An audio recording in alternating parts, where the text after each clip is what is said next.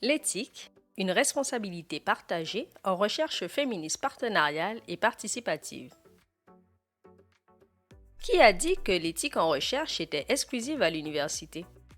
L'éthique en recherche, c'est veiller au respect de l'autonomie et à la sécurité des participantes à un projet de recherche.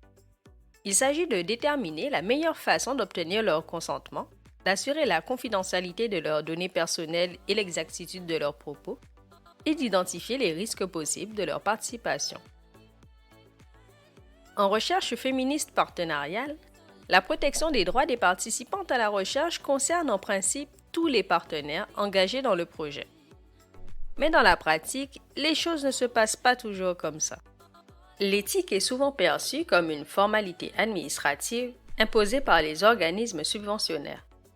Donc, on pourrait penser qu'elle concerne uniquement les milieux de recherche comme les universités. Malheureusement, l'expérience montre que cette approche pose souvent problème au cours de la recherche. Pour donner quelques exemples, la gestion de l'anonymat et de la sécurité des participantes n'est pas adaptée au contexte. Le partenaire du milieu de pratique n'a pas accès aux données brutes. Lors de l'analyse, un des partenaires veut imposer à l'autre son interprétation des résultats ou des propos recueillis. Ou encore, l'utilisation des informations personnelles des participantes pour alimenter d'autres recherches ne fait pas consensus parmi les partenaires. Autrement dit, si tous les partenaires ne réfléchissent pas ensemble aux enjeux éthiques avant d'entreprendre la recherche, chaque partenaire se prive de l'expertise de l'autre.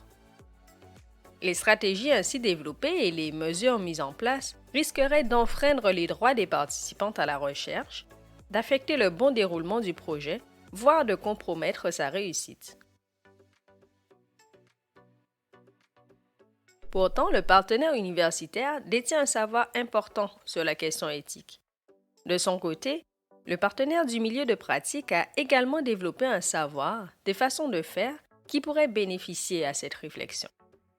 Par exemple, le partenaire communautaire ou du milieu de pratique maîtrise souvent mieux le contexte socioculturel que naviguent les participantes à la recherche. Ce partenaire peut donc identifier plus facilement les enjeux qu'elle pourrait rencontrer.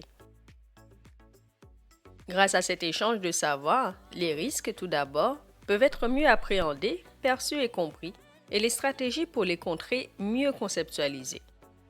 Ensuite, la protection des droits des partenaires et des participantes est mieux garantie. Enfin, le processus de recherche et les résultats obtenus sont souvent de meilleure qualité. En somme, la responsabilité en matière d'éthique est l'affaire de tous.